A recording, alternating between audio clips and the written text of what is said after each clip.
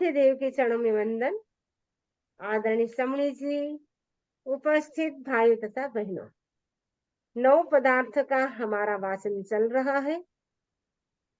इसके अंतर्गत हमने बहुत सारी चर्चा कर ली है। जीव के 23 नामों की चर्चा।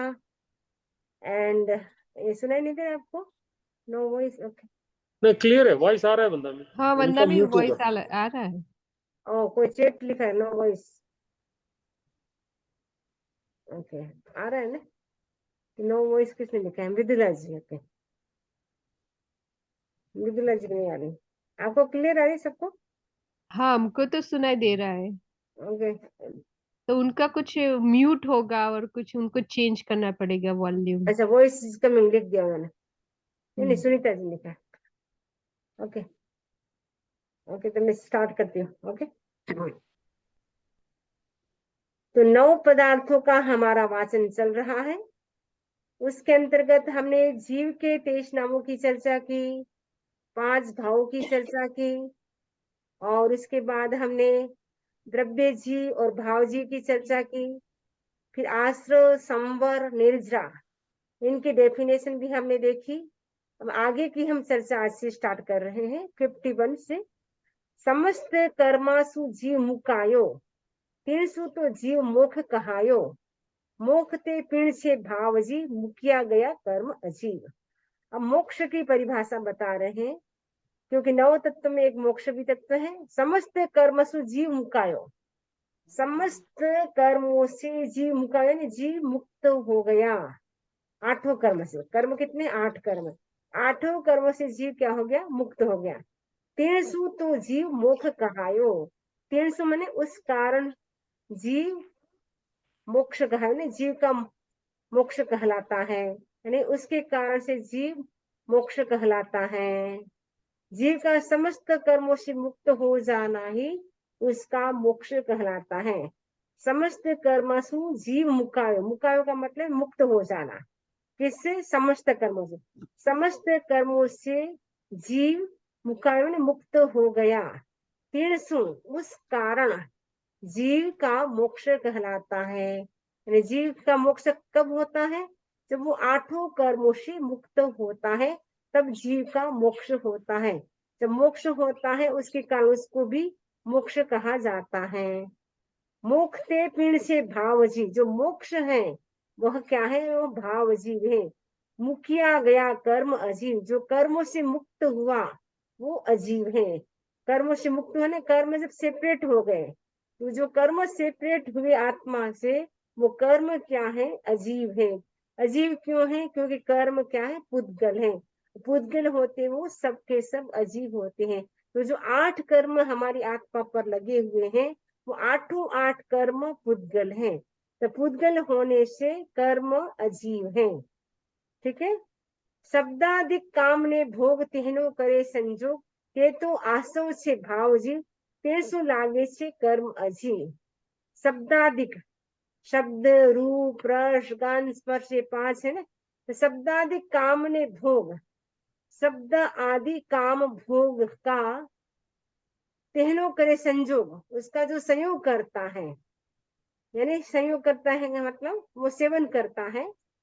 ते तो आसव से भाव जीव, वह आश्रव भाव जीव है। 300 लागे से कर्म अजीव, इससे कर्म लागे में लगता है, और वे क्या है? अजीव हैं। मतलब आश्रय कब लगता है? जब हम शब्द, रूप, रस, गंध, स्पर्श, ये जो है उन काम भोगों का उनका हम उपयोग करते हैं, इन्हें शब्द में आसक्त हो जाते हैं। हाँ, कितना अच्छा शब्द आ रहा है, कितना अच्छा सॉन्ग आ रहा है, जो भी शब्द आते हैं उसमें हम आसक्त हो जाते हैं। रूप में, रस में, गंध में, स्पर्श, 5 इंद्रियों के जो विषय हैं, 23 विषय हैं, उन 23 विषयों के प्रति जब हम आसक्त होते हैं, उनका हम भोग करते हैं, संयोग का मतलब भोग करते हैं, तब वो आश्रव होता है। आश्रव से क्या होता है? कर्म का आगमन होता है। तो आश्रव क्या है? भाव जीव है। 300 लागे छे कर्म जीव, और उससे मैंने 300 का मतलब आश्रव से लगते हैं क्या? कर्म। और कर्म लगते हैं वो सब के सब कर्म अजीव हैं। तो आश्रव हमें क्यों होता है वो बताए। पहले तो आश्रव क्या है वो बताए, तो आश्रव कैसे होता है ना, आप पाप का बंधन कैसे होता है, पाप का आगमन कैसे होता है, इसमें बता रहे हैं। ये शब्दादि काम भोगों का संयोग करता है वो आश्रव भाव जीव है। शब्दादि काम भोगों का जो हम उपयोग करते हैं, सेवन करते हैं, उसमें आसक्त होते हैं, तब आश्रव हमें लगता है। आश्रम है वो भाव जीव है, उससे कर्म बंधते हैं और वो कर्म बंधते हैं वो अजीव हैं। शब्दादि काम ने भोग त्यागे ने पाड़े बिजोग, ते तो संवर्षे भाव जी, तीन सु रुकिया से कर्म अजीव। अब संवर कैसे होता है, कि शब्दादि काम ने भोग, जो पांचों इंद्रियों के जो 23 विषय है शब्द आदि, उन 23 विषयों का जो विषयों के जो काम भोग है उनका त्याग करता है। त्याग मैंने उनका त्याग करता है। पाड़े बीजो उसको सेपरेट करता है, तो वो क्या होता है, उसको संबर होता है। और जो संबर होता है वो क्या है, भाव जीव है। 300 रुकिया से कर्म अजीव, उससे कर्म रुक गए, जो कर्म रुक गए, स्टॉप कर्म हो गए, वो कर्म अजीव है। क्योंकि संवर करने से कर्म सारे स्टॉप हो जाते हैं। यानी जो आगमन निरंतर हो रहा था कर्म का, कर्म एंटर हो रहे थे आत्मा में, वो सारा स्टॉप हो जाता है, वही रुक जाते, वो आगे नहीं बढ़ सकते हैं, क्योंकि नो एंट्री, दरवाजा क्या है, क्लोज है। और उसके ऊपर अपने लोक लगा दिया, त्याग कर दिया, तो लोक लगाने से सारे कर्म रुक गए, वो क्या हो गया, सेपरेट हो गए। तो सेपरेट होने से वो क्या हो गया, संबर हो गया। तो संबर होने से कर्म रुक गए, जो कर्म रुके हैं वो कर्म अजीव हैं। अब निर्जरा का बता, निर्जरा कैसे होती है। निर्जरा ने निर्जरारी करनी, ये दोनों ही जीव ने आदरणी। तो निर्जरा और निर्जरा की करणी, ये ये दोनों ही मैंने ये दोनों ही जीव के लिए आदरणीय है। आदरणीय का मतलब करने योग्य है। निर्जरा भी करने योग्य है और निर्जरा की करनी। तो निर्जरा कैसे होती है, 12 प्रकार की जो निर्जरा है, यानी स्वाध्याय, उपवास, तपस्या, जो भी हम करते हैं, ध्यान करते हैं, सेवा करते हैं और आसन करते हैं, जो निर्जरा के 12 प्रकार है, अनशन, उनोद्री, भिक्षाचरी, रस परित्याग, काया क्लेश, प्रतिसलिलता, प्रायश्चित, विनय, वैराग्य, स्वाध्याय, ध्यान, कायोत्सर्ग, ये 12 प्रकार की, उससे 12 प्रकारों की प्रकार, जो 12 प्रकार बताए निर्जरा के, वो निर्जरा की जो करनी है वो सबको करनी चाहिए, आदरणीय माने करनी चाहिए, मस्ट करनी चाहिए। ये दोनों छे भाव जीव, ये दोनों ही भाव जीव है। निर्जरा भी भाव जीव है और निर्जरा की करनी भी भाव जीव है। टूटाने टूटे कर्म जीव, इससे कर्म टूटते हैं। संवर से तो कर्म रुकते हैं, नए कर्म प्रवेश नहीं करते संवर से। और निर्जरा में क्या होता है कि ओल्ड कर्म, यानी पास्ट लाइफ में हमने जो कर्म किए थे, यानी अनादि काल से हमारी आत्मा 84 के चक्कर में घूम रही है, तो पता नहीं कहाँ कहाँ कैसे कैसे हमने कर्म का बंधन किया, हमें पता नहीं। वो सारे कार्मिक दृष्ट हमारी आत्मा पर लगे हुए हैं, वो सेपरेट कब होते हैं, निर्जरा से होते हैं। पुराने कर्म यदि हमें तोड़ने हैं, सेपरेट करना है, उसके लिए निर्जरा जरूरी है। निर्जरा से पुराने कर्म समाप्त होते हैं और संवर्ष से नए कर्म का बंध नहीं होता है। तो निर्जरा करने से ही हमारी आत्मा उज्जवल होती है। तो निर्जरा कैसे होती है, उसके लिए 12 प्रकार के जो तप बताए हैं, वो हो सके तो प्रतिदिन कोशिश करना चाहिए कि 12 प्रकार के तप, जो निर्जरा के 12 प्रकार बताए, उनमें से हमने क्या क्या किया। निर्जरा के 12 प्रकार में से कौन कौन सी निर्जरा हमने आज दिन भर में की, सोते समय हम चिंतन कर सकते हैं। क्या हमने अनशन किया, अनशन का मतलब उपवास नहीं हो तो कोई बात नहीं, नवकाशी कर सकते हैं, पोष्टी कर सकते हैं। अनशन, उनोद्री यानी भूख से थोड़ा कम खाना। रस परित्याग, जो 6 बीघे हैं उनमें से हम आज दूध नहीं पिएंगे, दही नहीं खाएंगे, घी नहीं खाएंगे। कोई 5 बीघे में, 6 बीघे में से 2 बीघे का वर्जन करे, 1 बीघे का करे, 3 बीघे का करे। और अष्टमी चतुर्दशी के दिन 6 बीघे, आज हम कोई बीघे नहीं लगाएंगे, बिना बीघे का हम खाएंगे। उपवास नहीं कर सकते तो वो वीगन का त्याग भी कर सकते हैं। आजकल तो वीगन का कंसेप्ट इतना बढ़ रहा है कि फॉरेनर्स लोग भी वीगन बनते जा रहे, काफी लोग बन रहे हैं। तो हम तो जैन हैं, तो वो एक कम से कम अष्टमी, चतुर्दशी, अमावस्या, पूर्णिमा, विधान तो ये था कि प्राचीन समय में उन दिनों में श्रावक क्या करते थे, अष्टप्रहरी पोषा करते थे। अष्टप्रहरी पोषा वो कब होता है, जब 24 उपवास होता है तब अष्टप्रहरी पोषा होता है। अष्टप्रहरी पोषा नहीं कर सकते हैं तो कम से कम हम क्या करें, अष्टमी, चतुर्दशी, अमावस्या, पूर्णिमा के दिन हम 6 बीघे नहीं खाएंगे। एक दिन की बात है, तो आप कर सकते हैं तो कोशिश करना है, कल 14 से कोशिश करें कि कल हम 6 बीघे नहीं खाएंगे। 6 बीघे का मतलब दूध, दही, घी, तेल, गुड़, मिठाई, नमकीन, कुछ भी आपको नहीं खाना है। ठीक है, अगर कोशिश करना है तो हो सकता है। तो निर्जरा उससे होगी हमारी। तो रस परित्याग, फिर काय क्लेश, काय क्लेश के लिए हमें आसन का प्रयोग करना है, एक्सरसाइज। वो हमें फिजिकल मेंट, हमारा हेल्थ अच्छा रहे उसके लिए नहीं, ये हमारी कर्मों की निर्जरा हो उसके लिए करना है। तो कर्मों की निर्जरा होगी तो फिजिकल हेल्थ तो हमारा अपने आप अच्छा रहेगा। काय क्लेश, प्रतिसनिनता, यानी इंद्रिय और मन को वश में करना है। तो हमारे 5 इंद्रिय और मन को हम कितना वश कर सकते हैं वो भी कोशिश करना है। प्रायश्चित, कोई भी दोष लग गया उसके लिए हमें प्रायश्चित करना है, विनय करना है, सेवा करना है, स्वाध्याय करना है, ध्यान करना है। तो ये कायोत्सर्ग, ये 12 प्रकार बहुत इजी है। हम चाहे तो हम प्रतिदिन उसका अभ्यास कर सकते हैं, उससे हमारी निर्जरा होगी और पुराने जो कर्म है वो आत्मा से सेपरेट होंगे। काम भोग सु पामे आरामो, ते संसार थकी जीव सामो, ते तो आश्रम से भाव जी, ते सो लागे छे कर्म अजी। काम भोग सु पामे आरामो, जीव काम भोगों से सुखानुभव करता है। काम भोग से क्या होता है, काम भोग सेवन करते हैं तो जीव क्या करता है, अनुभूति, सुख की अनुभूति करता है। तो सुख की अनुभूति तो होती है, लेकिन क्या होता है उससे, कर्मों का बंधन होता है। काम भोग सो पाम में आराम हो, आराम करना, आराम मिलता है। काम भोग फैसिलिटी होती है, सब प्रकार के काम भोग आप सेवन करते हैं, आपको अच्छा लगता है, गाड़ी से जा रहे हैं, मतलब आपके घर में भी आप एसी में बैठे हैं, काम भोग का सेवन करते हैं, आपको क्या अच्छा लगता है, उससे आपको क्या होता है, सुख का अनुभव होता है। ते संसार थकी जीव सामो, वह संसार के सम्मुख है, मतलब जितना जितना हम आराम का जीवन जीते हैं, काम भोग ज्यादा भोगते हैं, उससे क्या होता है, संसार बढ़ता है हमारा। वो इसका मतलब है अभी तक संसार से हमारा छुटकारा नहीं होगा, क्योंकि अभी हमें क्या अच्छा लग रहा है, काम भोग अच्छा लग रहा है, फैसिलिटी, सुख सुविधा अच्छी लग रही है। तो उससे क्या होगा, हमारा संसार, संसार थकी जीव सामो, ने जीव के सामने फिर संसार है। संसार का मतलब है जन्म मरण, जहाँ निरंतर जन्म और मरण का चक्र चलता रहता है, उसका नाम है संसार। संसरंती भवांतर मिति इति संसारिणः।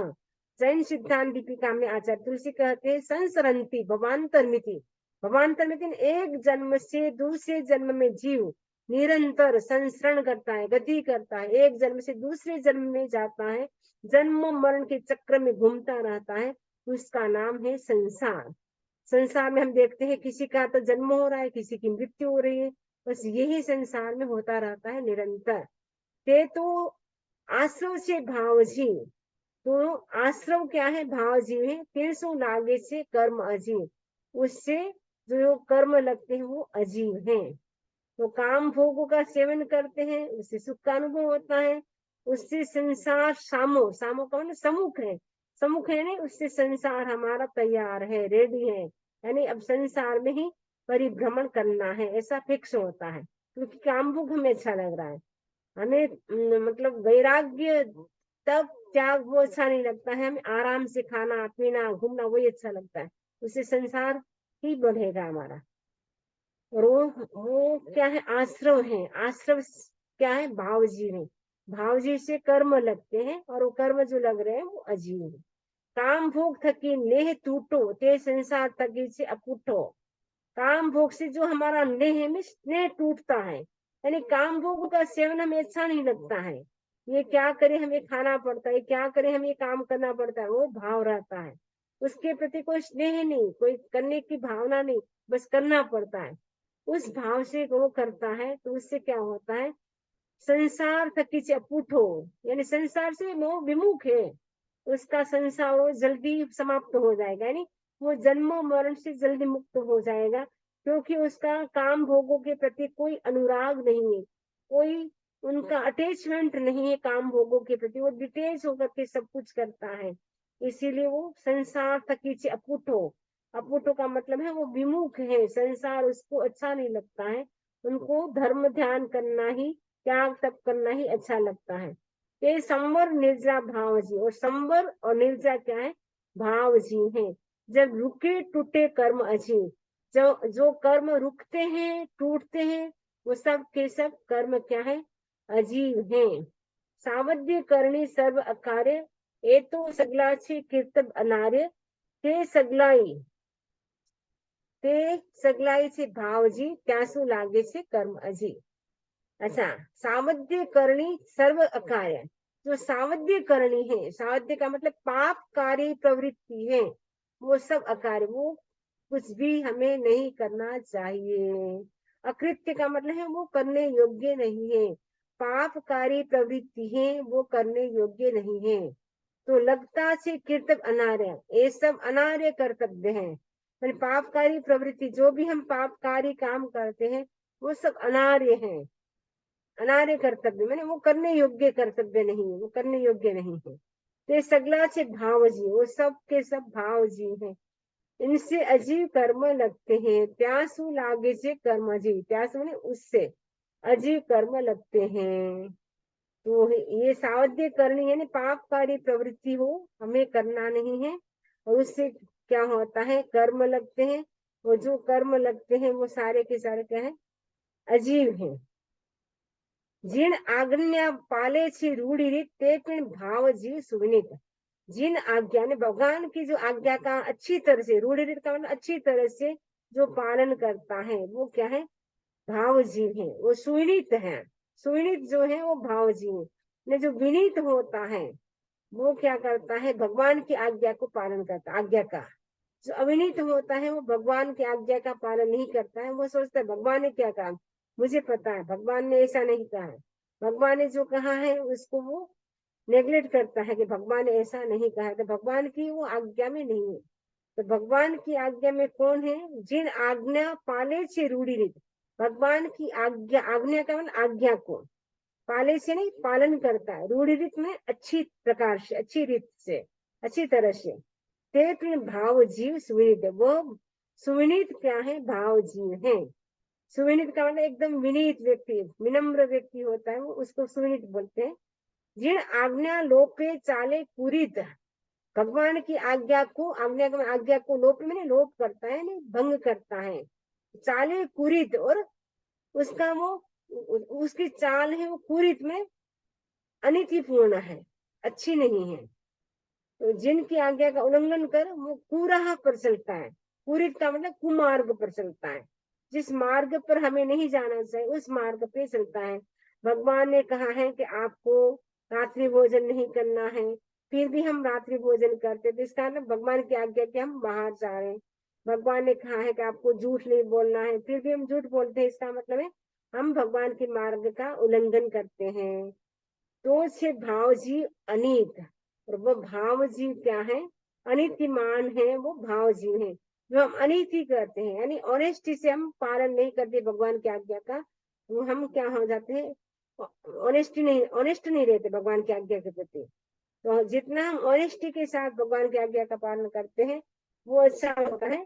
इसमें बताएंगे जो जिनकी आज्ञा का, यानी भगवान की आज्ञा का अच्छी तरह से पालन करता है वह सुविनित भाव जीव है, और जो जिनकी आज्ञा का उल्लंघन कर पूरा है, यानी बुरे मार्ग पर चलता है, वो अनितिमान भाव जीव है। तो 58 कंप्लीट हो गया है। अब इससे संबंधित कोई प्रश्न हो तो पूछ सकते हैं, और नेक्स्ट हमारा इससे संबंधित पाठ्य में बना है, तो इस खाता में देते हैं। मतलब ये दो ही है, कंप्लीट कर लो ना, 59 60 दो ही है। ऐसे तो है, ओके।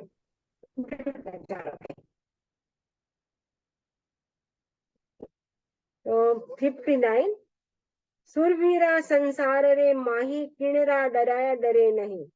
सुरवीरा में ना, सुरवीर जो है एकदम स्ट्रॉन्ग है, वो संसार में किसी को डराने से वो डरते नहीं है।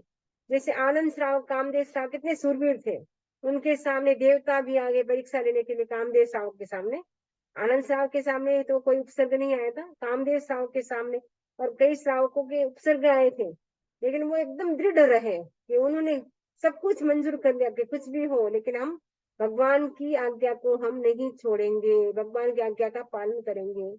तो सूरवीरा संसार रे माही, जो सूरवीर है संसार में, किणरा डराया डरे नहीं। किणरा में किसी के डराया डराने से डरे नहीं, डरते नहीं है। नहीं का मतलब नहीं, डरे में डरते नहीं है। ते पीड़ से भावजी संसारी, वे भी भावजी क्या है, संसारी है, संसारी भावजी है। ते मिस वे भावजी क्या है, संसार है, संसारी भावजी हो। ये तो वो अनंती बारी, प्राणी अनंत बार ऐसा वीर हुआ है। मतलब संसार में तो हम सूरवीर होते हैं, ऐसा तो हम अनंत बार हो चुके हैं, लेकिन अब हम धर्म के मार्ग में सूरवीर बनना है। साचा सूरवीर साक्षात, साक्षात साक्षात का ना साक्षात, साचा में सच्चे सूरवीर है।